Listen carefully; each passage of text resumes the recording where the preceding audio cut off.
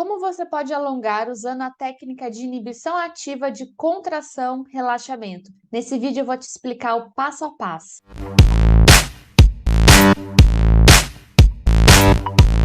Seja muito bem-vindo, esse é o canal Além da Cinesterapia. Eu sou a professora Glaucia Gonzaga e aqui a gente fala sobre o universo dos exercícios terapêuticos. E agora chegou a vez da gente falar do alongamento, um exercício terapêutico básico, o arroz com feijão que todo fisioterapeuta tem obrigação de saber. Quando a gente fala das técnicas de inibição ativa, tem gente que acha muito complexo e por isso acaba indo para o alongamento passivo. Mas eu já fiz um vídeo aqui falando de uma maneira geral sobre as técnicas de inibição ativa, eu recomendo que você o assista, justamente mostrando que o alongamento ativo ele pode oferecer muito mais benefícios para o nosso paciente do que o passivo. Por isso hoje eu vou falar aqui o passo a passo da técnica de contração-relaxamento, que é o sustentar, relaxar, ou hold, relax, como alguns autores chamam. Nessa técnica, o paciente deve fazer uma contração muscular isométrica no final da amplitude do músculo que está encurtado, antes que ele seja passivamente alongado. Essa técnica de inibição ativa se baseia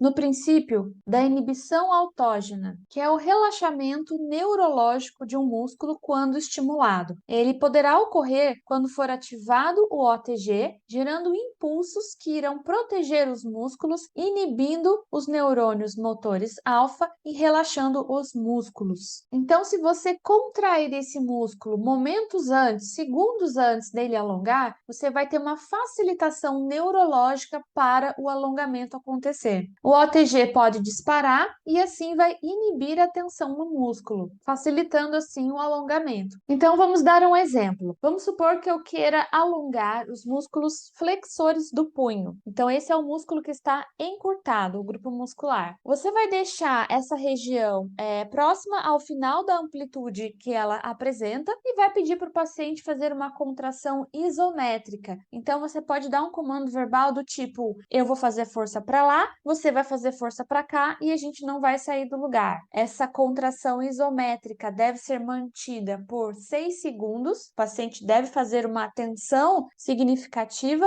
nesse grupo muscular e imediatamente após esses 6 segundos, você deve alongar passivamente essa mesma região. Então, esse grupo muscular vai relaxar reflexamente como resultado da inibição autogênica. Não é uma técnica desconfortável para o paciente, pelo contrário, existem pacientes que até relatam ser mais confortável ser alongado dessa maneira do que pela técnica de alongamento passivo. Só é importante observar previamente, como eu falei no primeiro vídeo, se o paciente tem condições para ser submetido a esse tipo de alongamento. Então, ele precisa ter a inervação preservada e esses músculos precisam estar sob controle voluntário. Você pode também treinar com o paciente antes de fazer efetivamente o alongamento. Treinar o comando verbal, verificar se ele está fazendo a contração na intensidade adequada, na direção desejada. É importante você deixar o paciente num ambiente confortável também, com estabilização das estruturas, para favorecer a prática do alongamento, para você otimizar os seus resultados. Então, o passo a passo da técnica de contração e relaxamento. Primeiro, você tem que definir qual músculo ou qual grupo muscular você deseja alongar. Depois, você vai verificar a amplitude de movimento desse segmento, considerando que lá atrás você já avaliou e já detectou um encurtamento, uma necessidade de alongamento dessa região, e considerando que o paciente não tem contraindicações para a técnica de inibição ativa. Depois, você vai pedir para o paciente fazer uma contração isométrica do músculo encurtado no final da amplitude de movimento que é permitida. Essa contração isométrica deve durar aproximadamente 6 segundos e logo após o término dessa contração, você, fisioterapeuta, deve alongar passivamente aquela região. Esse tipo de alongamento pode ser feito com pacientes com disfunções ortopédicas, pode ser aplicado no esporte, pode ser aplicado para pacientes com doenças reumatológicas, em idosos, em gestantes, trabalhadores, crianças. Em relação a pacientes neurológicos, oncológicos, aí existem algumas restrições por causa dos pré-requisitos da prática, mas em alguns casos dá para se fazer também. Você pode repetir esse alongamento várias vezes com seu paciente, só, claro, tendo cuidado, né, ter uma visão macro sobre as solicitações, as demandas que são dadas a esse sistema, tomando cuidado para não induzir a fadiga e pensando no momento certo de inserir esse alongamento dentro do seu plano de tratamento. Eu espero que esse vídeo tenha sido útil para você. Comece a considerar a possibilidade de aplicar com mais frequência esse tipo de alongamento em seus pacientes, porque ele vai oferecer